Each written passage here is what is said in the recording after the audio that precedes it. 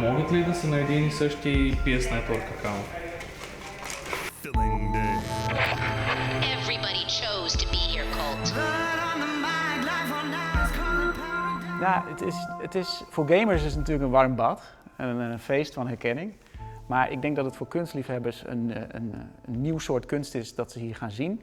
Met heel veel referentiepunten weer verankerd in de reguliere kunst die ze kennen.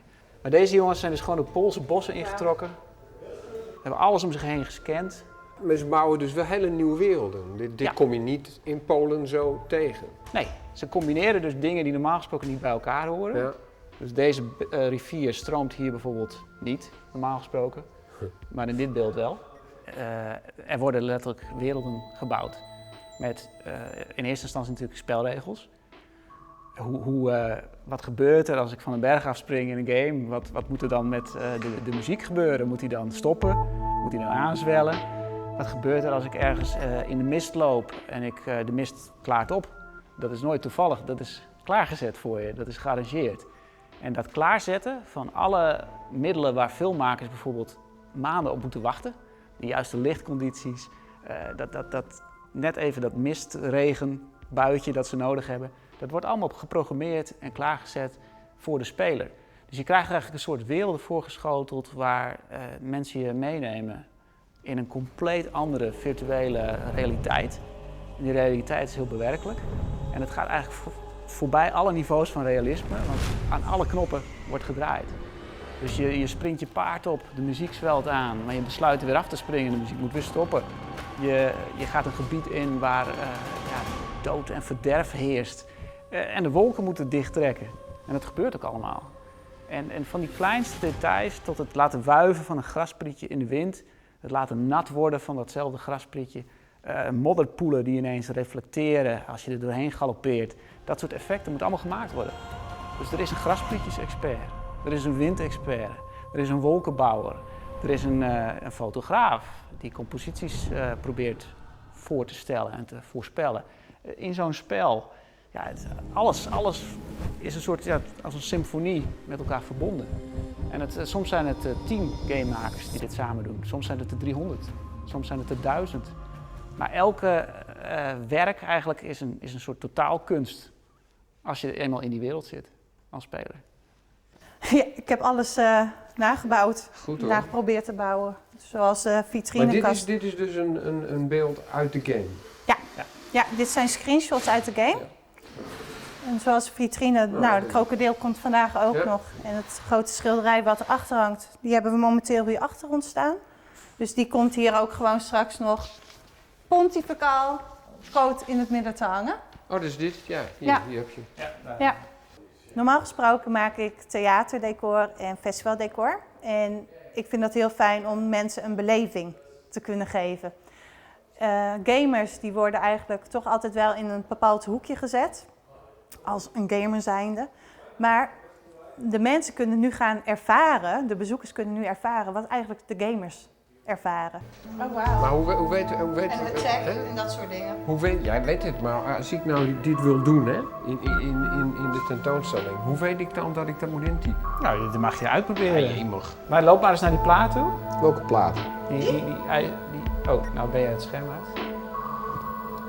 Kijk, ik loop al vast, maar het gebeurt. Ja, het systeem is nu aan het laden. Kom, we gaan naar een andere ruimte. Dan loop even verder. Kijk, we zijn een museum van de traditionele discipline, schilderkunst. Dat is ook de rode lijn, de rode draad naar de toekomst toe. Maar af en toe heb je even iets totaal anders nodig. Laatst had ik een vergelijking met je rijgt kralen, prachtige groene kralen. De een is nog mooier dan de ander, een dieper groen. Maar groen begrijp je pas goed als je er een keer een mooie rode kraal tussen doet. En dat is dit eigenlijk ook. Met zo'n tentoonstelling reflecteer je ook weer op wie je bent. Hè? Als museum voor schilderkunst en van schilderkunst. En dat wilde ik. Ik wilde een keer een volledige afslag maken met deze tentoonstelling. En ook om te laten zien, mensen, jullie komen allemaal voor schilderkunst. Maar dit is de kunst en de beeldcultuur en de nieuwe beeldtraditie waar jullie kinderen en jullie kleinkinderen nu mee bezig zijn. Het leuke van deze kunstenaar is, het is een Rus. En die heeft gewoon de opdracht gekregen, maak iets in een wereld die net iets anders functioneert dan de onze. Stel je voor dat je in het begin van de 19e eeuw bent, maar met de instrumenten van nu. Wat kun je dan bereiken? Ja. Nou, hier, dit werk heet The Arrival of the Duke. Wat weer terug gaat. Wat eigenlijk een beetje terugkomt. Want daar schrijven mensen al iets op wat je zou kunnen gokken. Death to the Duke. Duke staat daar. Pay what you owe. Jij bent de hoofdpersoon in een wereld die voor jou is klaargemaakt. Waar eigenlijk alles lijkt te werken. Soms ook niet, er zitten soms fouten in het spel. Maar als het goed geprogrammeerd of gearrangeerd is eigenlijk, dan is dat een ervaring die je niet meer vergeet. Dit is een moeilijke, pijnlijke wereld, dat is één ding. En dat is niet alleen op economisch gebied, want het wordt ook nog eens geteisterd door een plaag. Corona. Meerdere plagen zelfs, maar dit is een bloedvliegenplaag. We hebben van die plaag hebben we ook een opgezette bloedvlieg. We have an unexpected visitor. I present the lost sister of Jessamine Caldwin. Delilah Caldwin. Impossible. Als ik mijn moeder bijvoorbeeld probeer uit te leggen hoe een game werkt, dan is het altijd, ze rennen meteen tegen de muur. Of het is meteen, het gezichtsveld is meteen verkeerd, dus dan rent iemand naar boven kijkend rond. Dat zijn kleine oefeningetjes en dat is een soort leren lopen in een nieuwe wereld. Maar als het eenmaal oppikt en als mensen eenmaal gaan genieten, ook van de wereld om zich heen, van de bloemen die er groeien, van de opdrachten die ze krijgen, van de mensen die ze tegenkomen, dan is het eigenlijk een heel gemakkelijk soort narratieve ervaring waarin je echt wordt meegenomen. En dat is natuurlijk ook een groot verschil met de filmwereld, waar je geëmotioneerd kan raken, waar je kan genieten van mooie beelden, mooi gebruik van licht. Maar een gamewereld, daar komen gevoelens zoals spijt van een foute beslissing die je maakt. Ja, dat kan niet bij film. Gemis van personen die je ontmoet en daarna niet meer zult terugzien. Dat zijn emoties die alleen maar in games voorkomen. Dus je maakt ook herinneringen aan in games. Zoals je van een goede vakantie een herinnering meeneemt. En dat is uniek in dit medium. Dit heeft de toekomst, hè? Over 20 jaar. Dan zal dit nog een geruimere wereld zijn dan het nu al is. En je zit nu op dat snijvlak, denk ik, van hebben we te maken met beeldende kunst? Kan het zich verhouden tot de traditionele kunstdisciplines die we kennen? En die kant gaat het op. En we zullen uiteindelijk steeds meer kunstenaars gebruik maken van dat medium ook.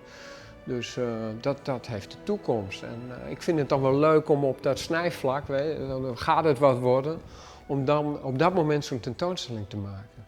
Maar Marijn, jij wilde heel graag deze terracotta beelden in deze tentoonstelling. Waarom? Ja, de belangrijkste reden dat we ze hier hebben is om het proces een beetje uit te kunnen leggen. Van hoe werken deze tekenaars en hoe sturen ze hun tekeningen die daar hangen vervolgens naar de speler en naar ons als kijker. En dat ambachtelijke, dat boetseren met de handen, dus wat je hier ziet, en dat wordt dan vervolgens weer vertaald naar de digitale wereld? Als de beelden digitaal bijvoorbeeld te clean zijn, te symmetrisch, te netjes afgewerkt, dan wordt er gezegd we gaan een aanpassing doen. Er moet een rimpeltje hier, er moet een vlekje daar. Deze blik moet intens. En daar hebben deze beelden bij geholpen dus? Ja. Dit zijn eigenlijk de redenen, de vleesgeworden redenen, dat die personages zo overtuigend zijn geworden. Het is ook de grootste entertainmentindustrie ter wereld. Het is groter dan film en muziek bij elkaar. Iedereen speelt wel eens een game. En dit zijn natuurlijk geen spelletjes meer, maar echt complete werelden waar je zelf in kan verliezen. En ik hoop dat mensen zoiets hebben van, ik zie de pracht in die wereld, ik wil daar een keer in. Ik wil het een keer meemaken. Stop mij maar in zo'n spel. En dan is het hopelijk genieten.